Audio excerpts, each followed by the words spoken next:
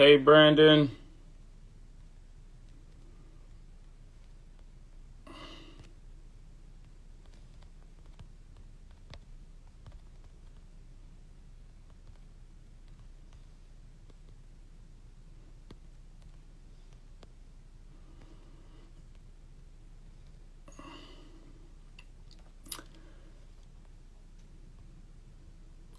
Just getting our comment pinned as usual, and then we'll jump into the conversation.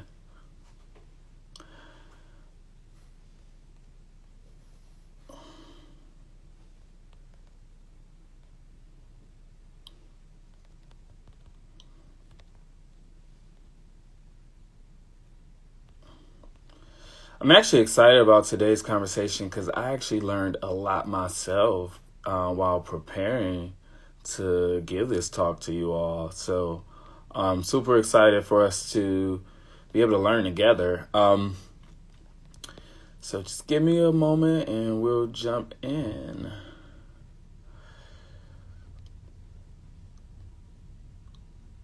Hi, Lisa. I haven't seen you in forever. I hope you're doing well.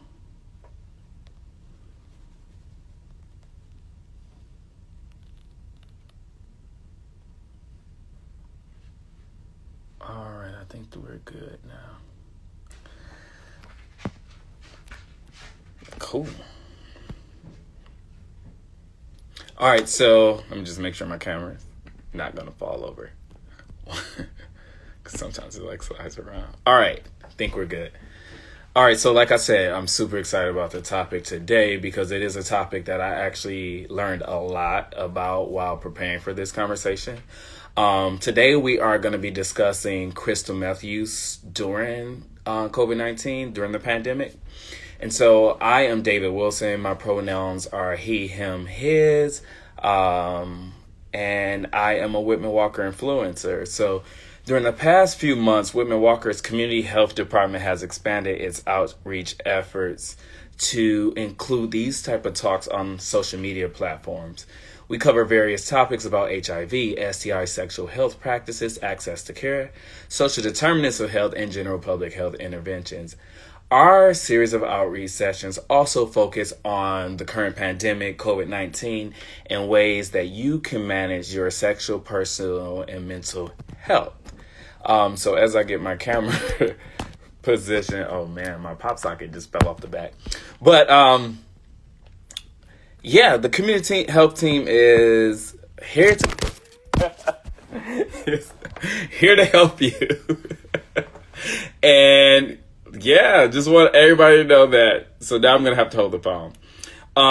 So again, our topic today is about crystal meth use during the COVID-19 pandemic and how we could help communicate these issues and maybe help you all if you are a person who uses crystal meth, maybe help you protect yourself there. So if you're not familiar, with crystal meth is also known as crystal methamphetamine. It's an extremely addictive stimulant which causes a significant release of dopamine. That effect can last 12 hours or more after the usage. Crystal meth can be ingested, snorted, smoked, injected, and it can also be inserted rectally. Crystal meth has also become a extremely popular among gay men or men who have sex with men. It increases sexual arousal while reducing inhibition and judgment. So that helps facilitate, longer periods of sexual engagement. But crystal meth can also be associated with a range of high-risk sexual behaviors that also increase the likelihood of acquiring or transmitting HIV and STIs. Crystal meth can also be associated with lower HIV treatment adherence for those people who are HIV, who are living with HIV. It can cause and exacerbate mental health issues that includes depression, anxiety, paranoia, hallucinations, psychosis, etc. Some of the common reasons for using crystal meth include peer pressure, increased sexual increased sexual arousal, mood enhancement, and disinhibition and weight loss. But there are a lot of factors that kind of contribute to the use of crystal meth. Some of those factors can include homophobia, stigma, self-hate, stress, depression, HIV disclosure, HIV fatigue, just a lot of things that make people, reduce those inhibitions and increase the reasons why they might actually want to use crystal meth. So members of the LGBTQ community are already at a higher risk for substance use and HIV and STI infection. That also includes increased risk for mental health issues. And crystal meth can help. It helps. Well, it doesn't help. It increases these risks as well. So crystal meth use is associated with HIV transmission and acquisition. The longer a person uses crystal meth, the greater the likelihood that that person might become HIV positive. HIV, already disproportionately impacts gay men and men who have sex with men. The Center of Disease Control actually projects that 1 in 6 men who have sex with men will test positive for HIV. There is an underground culture that has developed around crystal meth use among gay men and men who have sex to men. This is referred to what some of you might have heard as partying or party and play or P&P. In the party scene, men, come together and they use crystal meth, which is often paired with other drugs that it can include GHB, ketamine, cocaine, etc., to have sex. This combination of substances can facilitate in riskier sexual practices and sexual behaviors. So, as I mentioned earlier, crystal meth use definitely increases the risk for HIV transmission and acquisition, but that can happen in a number of ways. It can happen in the lowering of sexual inhibitions because it impairs your judgment and provides, necessary energy and confidence to engage in sexual activities that you might have not performed before, using it. Crystal meth users are more likely to have condomless anal sex and to have sex with folks who inject drugs. So crystal meth is also known to have erectile dysfunction. However, those who might decide to use crystal meth tend to counteract that with the use of erectile dysfunction medication, which can also help facilitate prolonged and more aggressive sex, therefore increasing the risk of possible HIV and STI transmission. Crystal meth also reduces the amount of mucus in your membrane. So that basically means crystal meth cause like dryness, and especially for men who have sex with men and who are having anal sex, that poses an increased risk for tissue tears, which can also lead to a higher risk of HIV and STIs. When crystal meth is injected like through needle use, it can also increase the risk of HIV being transmission through possible exposure through needle use. Also, crystal meth, as I mentioned, can impact your mood. It can impact your mental health. So crystal meth use basically floods the brain with dopamine. The effect of this flooding can cause like an increase of short-term and long-term mental health consequences. Those can include, as mentioned, anxiety. People are known to have panic attacks or experience depression or have severe mood swings or paranoia. Also, some people who have used crystal meth may experience hallucinations, and sometimes those hallucinations can become permanent. And that's where we get to what we call psychosis. It can really have an impact on your mental state of being.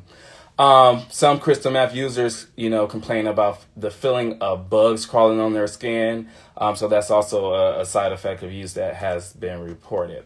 So I want to get into a little bit of, how crystal meth use in the combination of the COVID-19 pandemic and in ways that maybe, if you are a user or know someone that you could help those people reduce their potential risk. If you've attended my talks, you probably know what the coronavirus is or what COVID-19 is already. But if you don't know, COVID-19 is a virus that is spread from person to person through respiratory droplets. It is recommended, that people stay physically distant. That has been indicated as 6 feet apart by the CDC. And through that physical distancing, it's also important to make sure you wash and sanitize your hands and avoid large crowds. So obviously, if you are having sex and you are using crystal meth, then you could probably get a hint of where the risk might come into play, right? Because COVID-19 is spread through respiratory droplets, the exchange of respiratory droplets. When you get close to someone or you're engaging in sexual activity, that puts someone at an increased risk of contracting the virus. These chances actually increase in group settings, such as those facilitated by crystal meth use. Using meth can also alter your judgment. So making decisions that you may forget to take certain precautionary measures to prevent COVID-19. That may happen if you're using meth, during sexual activity or during any activity. But also sharing pipes for smoking can easily transfer the virus from one infected partner to another. COVID-19 also can have extremely dangerous consequences with individuals who have a compromised immune system, including those who are living with HIV who may not be virally suppressed.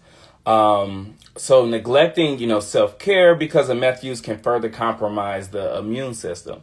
So these are all reasons why, we wanted to have this chat today about how how to potentially prevent, or reduce your risk if you are a user. And so I have a few recommendations that I want to provide.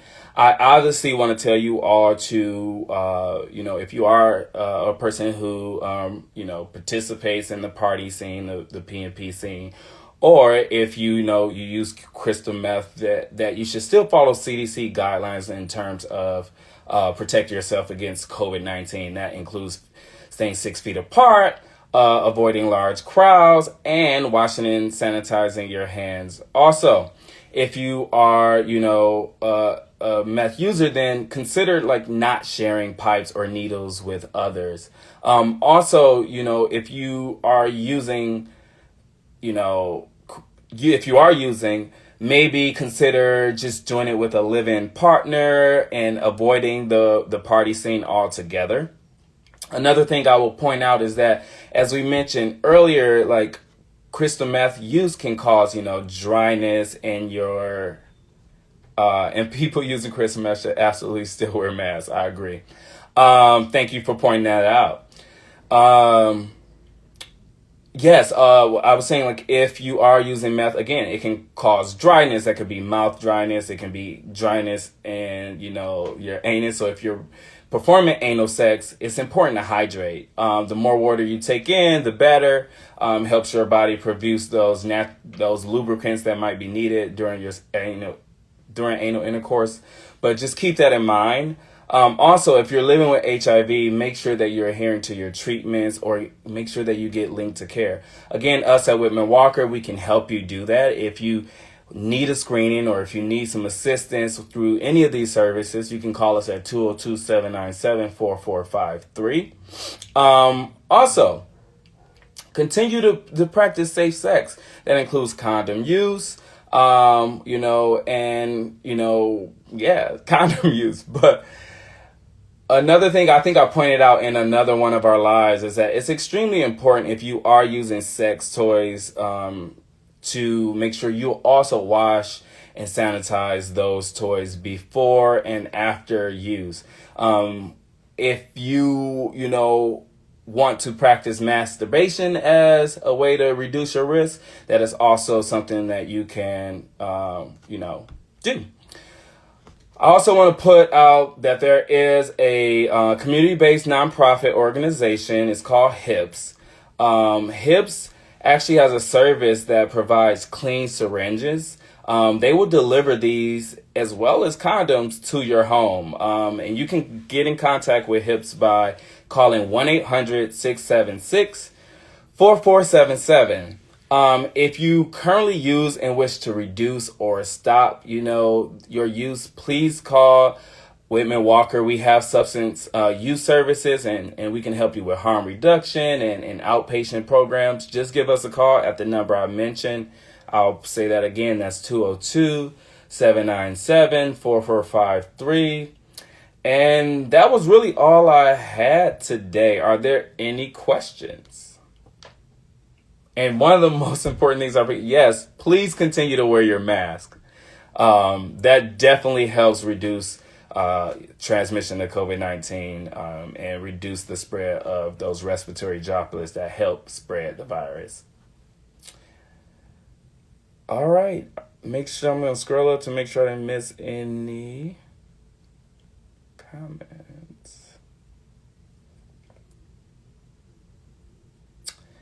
I didn't. Well, remember that you can follow us on our Instagram page. That is at Whitman-Walker. You can also follow us on Twitter and Facebook at the same tag. You can also follow us at Real Talk DC_ on those same platforms. We're constantly providing information. Again, we have several talks throughout the week about sexual health practices and how to manage those during COVID-19. I'm happy that you all sat in on this time, and I hope to see you all again soon. Absolutely. Have a great day.